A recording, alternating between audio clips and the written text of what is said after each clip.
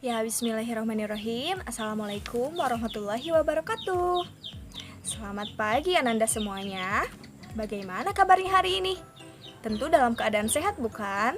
Ya, mudah-mudahan kita semua selalu ada dalam lindungan Tuhan Yang Maha Esa ya.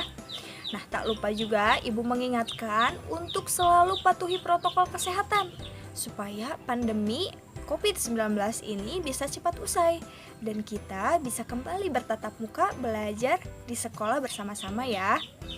Nah, hari ini kita akan melanjutkan pembelajaran di tema 1, subtema 2, pembelajaran 4. Namun, sebelum kita memulai pembelajaran, Ibu ingin bertanya, pada pembelajaran sebelumnya kita sudah belajar apa? Ayo, ada yang masih ingat?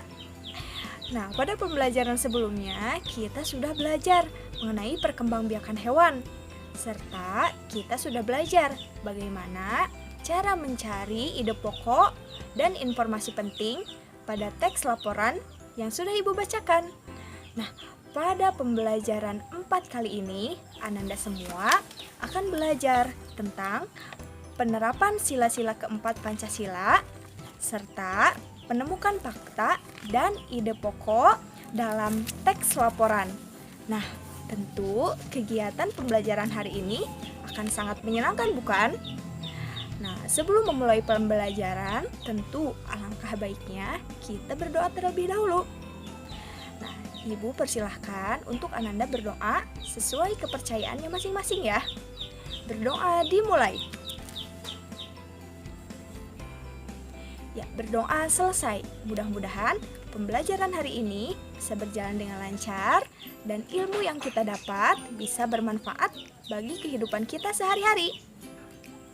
Ya, simak video Ibu baik-baik dan catat hal-hal pentingnya pada buku catatan kalian ya. Selamat belajar Ananda semuanya. Nah, pada pembelajaran sebelumnya Ananda sudah belajar bukan? Mengenai nilai-nilai yang terkandung dalam sila keempat Pancasila. Nah, sila keempat Pancasila ini menjadi pedoman dalam menyelesaikan masalah yang menyangkut kepentingan bersama ya. Nah, sesuai dengan sila keempat Pancasila, penyelesaian masalah sebaiknya dilakukan secara musyawarah untuk mencapai mufakat. Setelah mufakat tercapai, semua peserta musyawarah harus menerima hasil keputusan dengan lapang dada. Nah, jadi setelah musyawarah dilakukan, hasil keputusan apapun yang sudah diputuskan itu harus kita terima dengan lapang dada ya. Nah, mereka harus melaksanakan keputusan dengan penuh tanggung jawab. Kita juga tidak boleh memaksakan kehendak kepada orang lain agar tidak terjadi konflik dan selalu mengutamakan kepentingan bersama di atas kepentingan pribadi.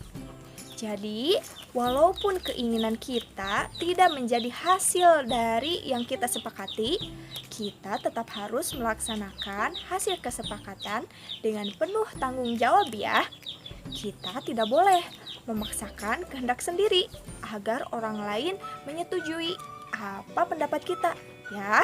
Semua keputusan itu tentu harus diperoleh secara musyawarah, secara mufakat juga bersama orang lain ya. Nah, di sini Ibu punya cerita tentang Edo yang membawa oleh-oleh ikan bandeng.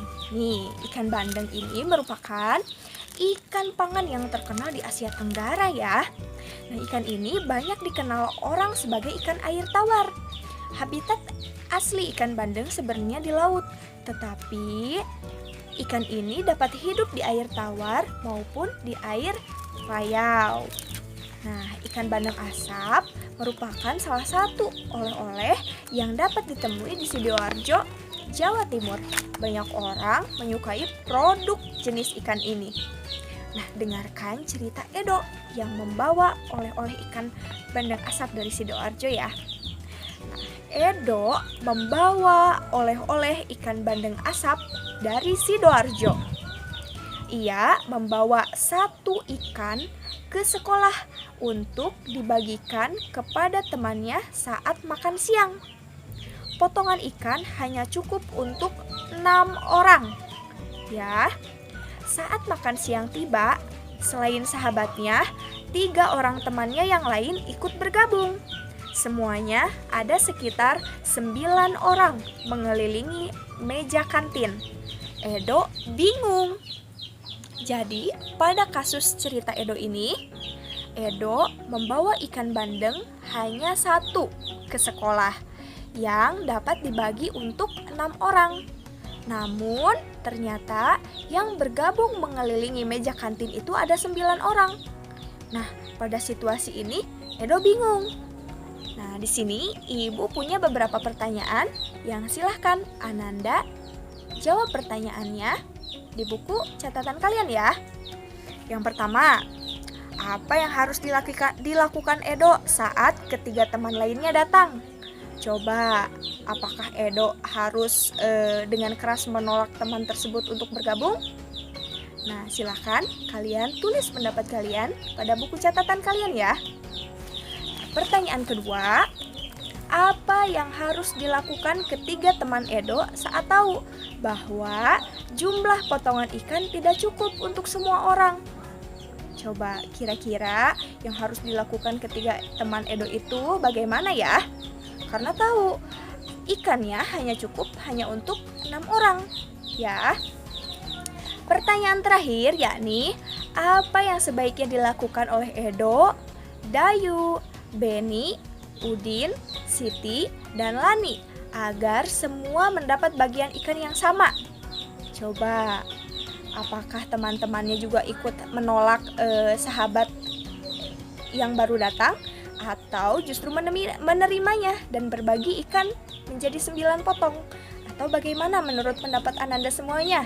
Silahkan tuliskan jawabannya pada buku catatan kalian ya. Nah,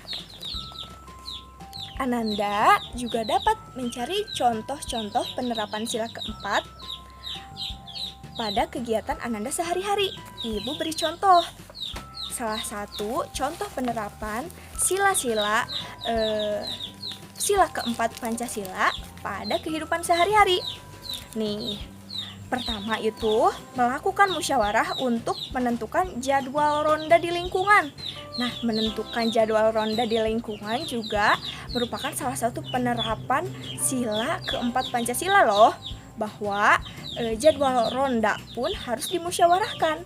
Siapa yang jadwalnya hari Senin, Selasa, Rabu, nah semua itu bisa kita musyawarahkan. Nah, yang kedua contohnya mengikuti pemilihan umum, misalnya pemilihan presiden atau pemilihan kepala daerah. Nah, salah satu contoh yang paling dekat dengan kita adalah pemilihan ketua RT, misalnya saja ya. Nah, itu dilakukan tentunya dengan cara musyawarah ya. Nah, contoh yang ketiga, mengikuti pemilihan ketua kelas dengan tertib. Nah, ketua kelas juga biasanya dilakukan dengan musyawarah, tentu harus tertib. Yang keempat, tidak memaksakan kehendak dalam suatu musyawarah yang diikuti. Nah, kita tidak lepas dari adanya musyawarah, baik menentukan jadwal, menentukan pemimpin, tapi harus dilakukan dengan tidak memaksakan kehendak sendiri ya. Nah, kita sudah belajar penerapan nilai-nilai sila keempat Pancasila dalam kehidupan sehari-hari. Jangan sampai Ananda tahu ilmunya, tapi tidak pernah diterapkan dalam kehidupan ya. Jangan pernah lagi berantem dengan adik, dengan kakak.